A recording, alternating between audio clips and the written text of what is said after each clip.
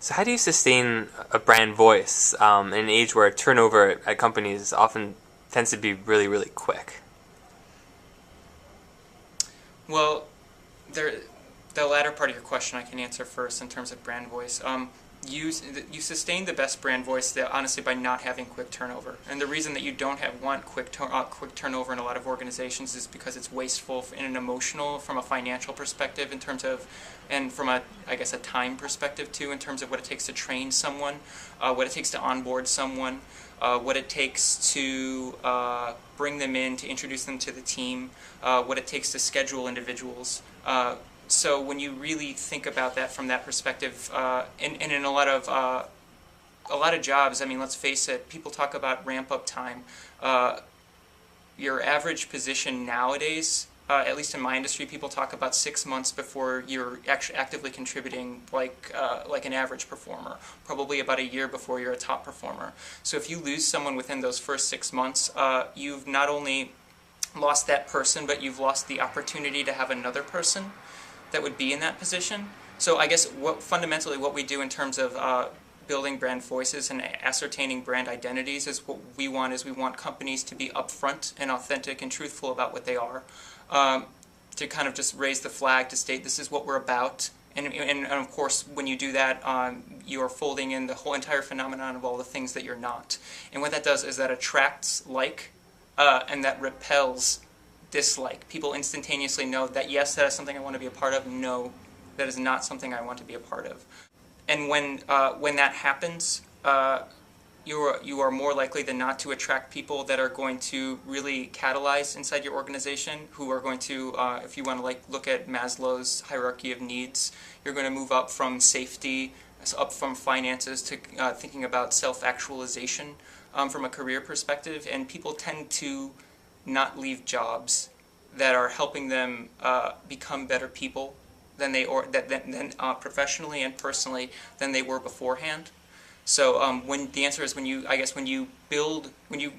uncover, when you discover the right brand voice and the right brand elements that's honest for a company, you are much more likely, probably about 90% more likely, to pull in people that will last for several years. As you said in your talk, social media has really changed the relationship between brands and employees in a lot of ways. Occasionally you hear these horror stories of people being fired because of a wrong tweet or something posted on their Facebook page. How much control do you think brands should have over what their employees post on their personal social networks? What's reasonable? Oh, that's like the question that nobody's figured out. Honestly, I think that phenomenon is interesting because I think companies are overreaching, but I also think people are being immature on these new mediums too, in certain instances. Like when you tweet or when you make a Facebook status update, or you let people know at 3 o'clock in the morning that you are at a club on a work day and your coworkers can see it because you checked in there, you are in essence sending a press release out about your behavior, and that behavior can be viewed as positive or negative. What fundamentally that points at is differences between people's professional demeanors and personal demeanors, and I think that those contradictions are starting to dissolve.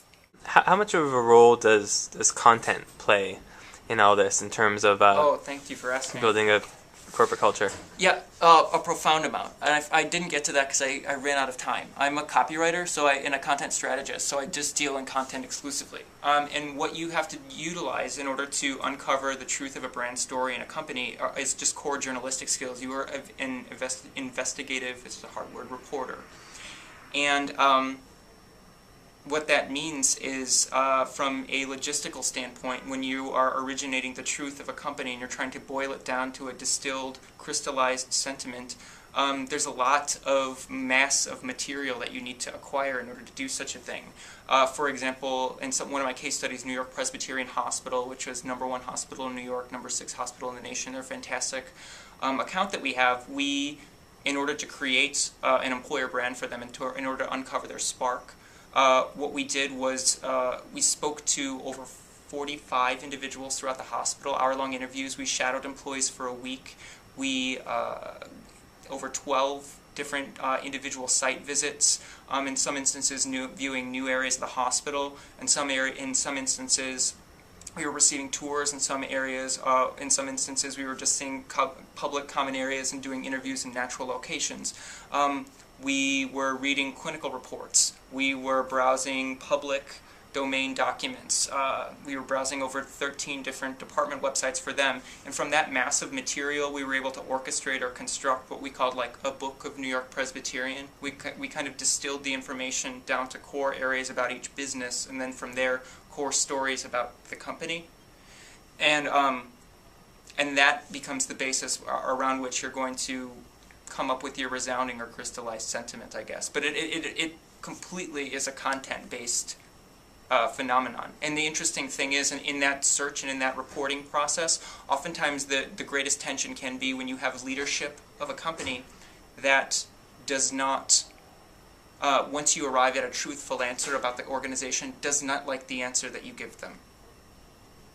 And that is a very precarious and interesting circumstance, because you have to almost have a consultative-like approach to this, where you say the way that you think that you are X, but your company is actually Y and is really good at it.